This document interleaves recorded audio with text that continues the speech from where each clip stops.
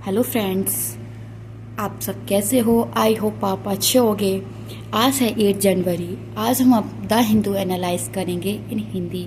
UPSC prelims plus mains दोनों के लिए बहुत इम्पोर्टेंट है। जो हमारे मेंस के जीएस के चारों पेपर हैं, मैंने उनके टॉपिक वाइज नोट्स लिए हैं। अदर मैंने कोई टॉपिक डिस्कशन नहीं किया है। आइए हम टॉपिक के बारे में बात करते हैं। जीएस पेपर थर्ड, जीडीपी वृद्धि दर सरल के निचले स्तर 6.4 पर गिरने की संभावना। मतलब जीडीपी जो ग्रोथ है project to fell to 4 year low in at 6.4%।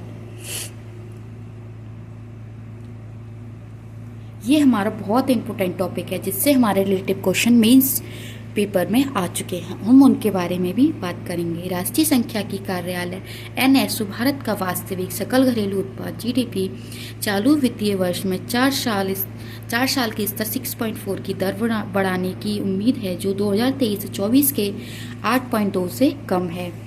चालू वित्तीय वर्ष की पहली 6 माही में 6% की दर से बड़ी अर्थव्यवस्था दूसरे 6 माही में 6.8 की वृद्धि दर के साथ पुनः उभरने की संभावना है। जो हाफ 6 महीने होते हैं उसमें 6 पॉइंट की वृद्धि दर आई थी, और जो बाद की जो 6 महीने होते हैं उसमें 6.8 की वृद्धि दर है उभर कर हमारे सामने आई है। भारतीय अर्थव्यवस्था में वास्तविक सकल मूल्य वर्धन जीवीए 6.4% बढ़ने का अनुमान है, जो 2023 से 2024 में 7.2 की वृद्धि से कम है। 8 प्रमुख आर्थिक क्षेत्रों में से केवल 2 क्षेत्र के पिछले वर्षों की तुलना में बेहतर प्रदर्शन करने की संभावना है। कृषि, जिसमें 1.4% की तुलना में 3.8 वृद्धि का अनुमान है, और सार्वजनिक प्रशासन, रक्षा और अन्य सेवाओं, जिनमें 2023-24 में दर 7.8% की वृद्धि की तुलना में 9.8% वृद्धि का अनुमान है। एनएसओ का ये अनुमान है कि स्थिर पूंजी निर्माण जीएफसी, जो अर्थव्यवस्था में नए निवेश का संकेत है, 2023 से 2024 के 9% की तुलना में केवल 6.4 की दर से बढ़ाने की संभावना है।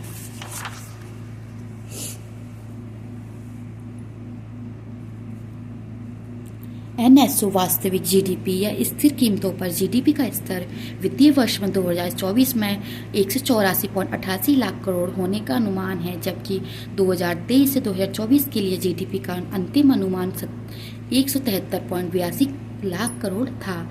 ये हमारा अनुमान 2024 और ये हमारा 2023 और 24 के अंतिम अनुमान सामने आया है। भारत की जीडीपी वृद्धि जुलाई सितंबर 2024 की तिमाही में 7 तिमाही की निचले स्तर 5.4% दर आ गई है। मतलब हमारी जो दर थी वो 5.4% आ गई है। क्रिशल के मुख्य अर्थशास्त्री धर्मकीर्ति जोशी ने 2024 से 2025 में अपेक्षित गिरावट के लिए दूसरी तिमाही में तेजी से गिरावट, कम राजकोषीय प्रोत्साहन, उच्च ब्याज दर और केंद्र आधार मानदंड की जिम्मेदारी ठहराई है।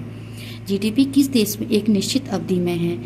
जीवीएम आपूर्ति पक्ष के समान राष्ट्रीय आय की गणना करते हैं। फ्रेंड्स, हमारे यूपीएससी के से रिलेटेड क्वेश्चन जीडीपी इसलिए बहुत महत्वपूर्ण है। हमारा ये टॉपिक, ये हमारे मेंस के जो प्रीवियस क्वेश्चन हैं वो उनको मैंने यहाँ पे लिखा है, जो आप देख सकते हैं। पहला है 2020 में आया हुआ, संभावित जीडीपी को परिभाषित करें और इसके निर्धारण की व्याख्या करें। वे कौन से कारक हैं जो भारत की अपनी संभावित जीडीपी को साकार करने से रोक रहे हैं? 2020 वर्ष 2015 से पहले और वर्ष 2015 के बाद भारत के सकल घरेलू जीडीपी की कंप्यूटरिंग पद्धति के बीच अंतर स्पष्ट कीजिए। ये हमारा 2021 में आया हुआ है। फ्रेंड्स, मैंने आपके इसलिए ज़्यादा टॉपिक लॉन्ग किया है ताकि आप ये क्वेश्चन को सॉल्व करें, अपने आंसर राइटिंग बेहतर करें। दूसरा टॉपिक है हमारा भारत पोलो। ये हमारा जीएस पेपर 2 से रिलेटेड है। भारत पोलो के बारे में बात करेंगे। जो हमारे होम मिनिस्टर हैं वो पोलो का उद्घाटन करते हैं। केंद्रीय गृह मंत्री अमित शाह ने मंगलवार को भारत पोलो पोर्टल का उद्घाटन किया, जिसका उद्देश्य भारत की पुलिस और सुरक्षा एजेंसियों को इंटरपोल अंतर्राष्ट्रीय संगठन से सहज रूप से जोड़ना है। भारत में अपराध करने वाले और अन्य देशों में भागने वाले अपराधी वर्ष से भारतीय कानून की पहुंच से बाहर रहे हैं। हालांकि भारत पोलो जैसे आधुनिक प्रणाली के कार्यान्वयन के साथ अब ऐसे अपराधियों को न्याय के दायरे में लाया जा सकता है। मतलब जो अपराधी देश से बाहर भाग जाते हैं, पहले हम उन्हें नहीं पकड़ पाते थे, अब हमारे जो भारत पोलो द्वारा पोर्टल जो उद्घाटन किया गया है, इसके द्वारा हम जो बाहर भागे हुए भी अपराधी होते हैं, हम उन्हें दायरे में ला सकते हैं। न्याय आपराधिक कानूनी अनुपस्थिति में फरार अपराधियों पर मुकदमा चलाने में सक्षम बनाते हैं। भारत पोलो की क्षमताओं के साथ अब इन अपराधियों को जहां भी छुपे हो न्याय के सामने लाए जा सकते हैं। मतलब जो अपराधी कितने भी छुप जाते हैं, हम उन्हें सामने लाके रहते हैं। नए कानूनी दोषी अपराधियों को भारत लाने की प्रत्यार्पण प्रक्रिया को भी सरल बनाया है।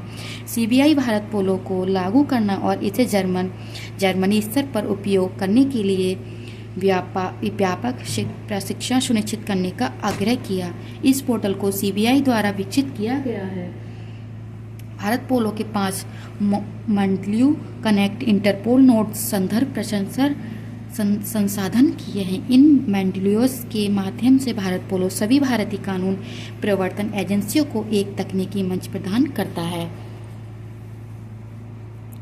कनेक्टिंग के माध्यम से सभी भारतीय कानूनी प्रवर्तन एजेंसियों इंटरपोल के नेशनल सेंट्रल ब्यूरो एनसीबी नई दिल्ली के विस्तार के रूप में कार्य करेगी।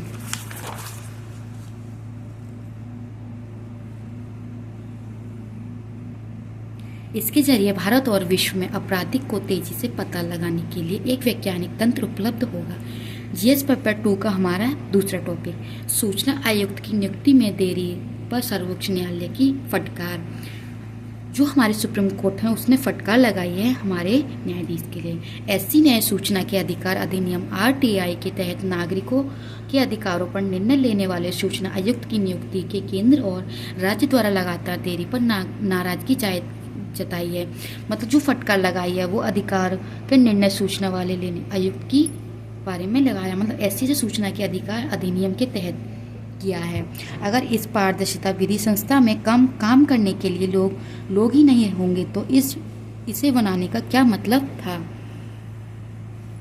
न्यायमूर्ति सूर्यकांत की अध्यक्षता वाली पीठ ने नोट किया है कि केंद्रीय सूचना आयोग सीआईसी में आयुक्त में 8 पद खाली हैं, जबकि विभिन्न विभागों से जानकारी मांगने वाले नागरिकों की 23,000 अपील लंबित पड़ी है। मतलब 23,000 नागरिक हैं जो उनकी अभी अपील पड़ी हुई हैं कि कई राज्यों के सूचना आयोग 2020 निष्क्रिय और कुछ ने तो सूची के अधिकार अधिनियम के तहत याचिकाएं स्वीकार करने ही बंद कर दिया है।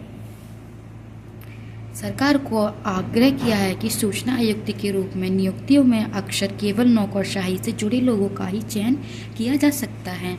हम न्यायिक रूप से ये देख सकते हैं कि कितने लोग विभिन्न पृष्ठभूमि से नियुक्ति हुए हैं।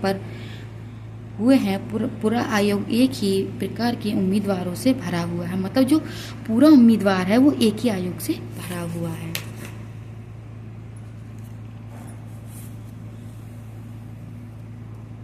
फरवरी 2019 को सुप्रीम कोर्ट के फैसले के बावजूद, जिसमें सभी क्षेत्रों में लोगों की आयुक्ति करने की जरूरत पर जोर दिया गया था, सेवानिवृत्त नौकरशाही की नियुक्तियों को 12 कोर्ट तक जाएगा। उन्होंने आरटीआई को खत्म करने का तरीका खोज लिया है, क्योंकि कोई जानकारी देने में रुचि नहीं रखता। सबसे अच्छा तरीका यह है कि सूचना आयोग की निष्क्रिय बना दिया जाएगा। सुप्रीम कोर्ट ने क्रमिक और प्रशिक्षण डीओपीटी को निर्देश दिया है कि वे हफ्ते में हाल फिलहाल दायर कर नियुक्ति प्रक्रिया करने की समय सीमा बताएं। सीआईसी के बारे में बात करेंगे। सॉरी फ्रेंड्स, थोड़ा कैमरा हिल गया, उसके लिए माफ़ी चाहती हूँ। स्थापना सीआईसी की स्थापना केंद्र सरकार द्वारा सूचना का अधिनियम 2005 के प्रावधानों के तहत 2005 में की गई थी। एक मुख्य आयुक्त और अधिकतम 10 सूचना आयुक्त हैं। 5 वर्ष की अवधि या 65 वर्ष की आयु तक जो भी पहले हो पद पर बना रहता है, पुनः व्यक्ति के लिए पात्र नहीं है। ये हमारा जीएस पेपर 2 से रिलेटेड क्वेश्चन है। सूचना का अधिकार अधिनियम केवल नागरिकों के सशक्तिकरण में नहीं है, यह अनिवार्य रूप से जवाबदेही का अवधारणा को फिर से परिभाषित करता है। ये हमारा 2018 में आया हुआ क्वेश्चन है। आप इसके द्वारा अपना मेंस का क्वेश्चन पेपर सॉल्व कर सकते हैं।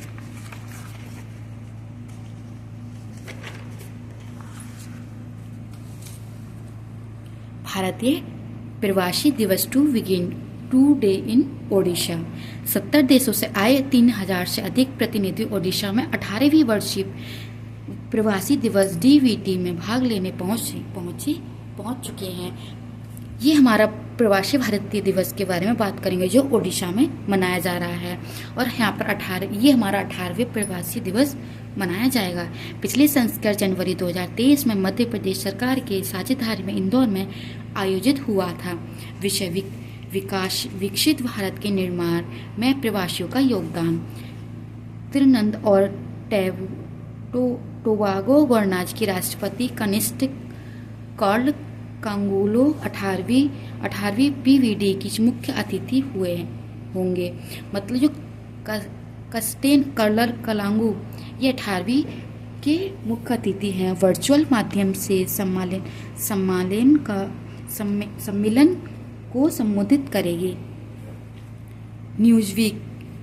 न्यूज़वर्क के सीईओ और सह मालिक डॉक्टर देव प्रकरण 8 जनवरी को युवा प्रवासी भारतीय दिवस के विशिष्ट अतिथि होंगे। पीएम प्रवासी भारतीय एक्सप्रेस नामक विशेष पर्यटक ट्रेन को दिल्ली से विभिन्न धार्मिक और पर्यटन स्थलों की यात्रा के लिए वर्चुअल माध्यम से रवाना करेगी। ये ट्रेन 3 सप्ताह तक चलेगी। भारतीय द्रौपदी मुर्मू समापन सत्र की अध्यक्षता करेगी और प्रवासी भारतीय सम्मान प्रदान करेगी। 24 देशों की 27 प्रतिष्ठित भारतीय प्रवासियों के विभिन्न क्षेत्रों में उनकी उत्कृष्ट उपलब्धियां और योगदान के लिए ये सम्मान दिया जाएगा। 9 जनवरी 1915 में प्रत्येक 2 वर्ष में एक बार आयोजित किया जाता है।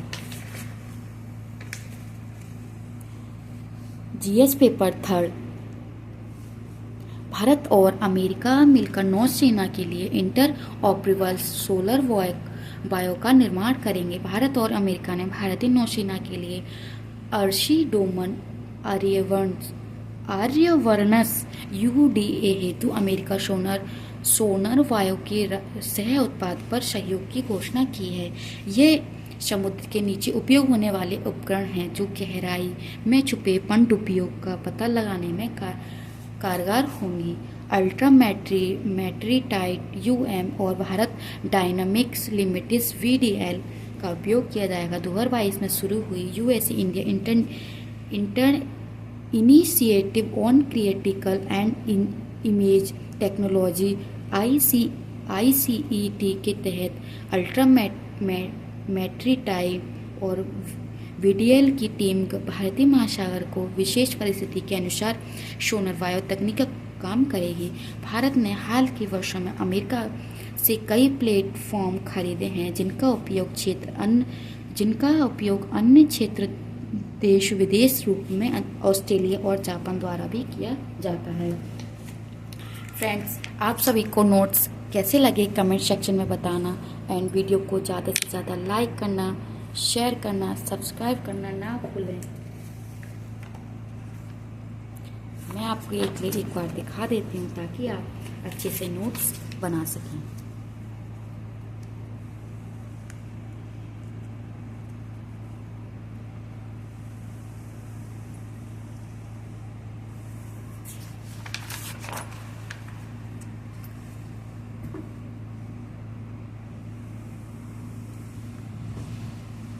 फ्रेंड्स, वीडियो को ज़्यादा से ज़्यादा लाइक करना, शेयर करना एंड सब्सक्राइब करना ना भूलें।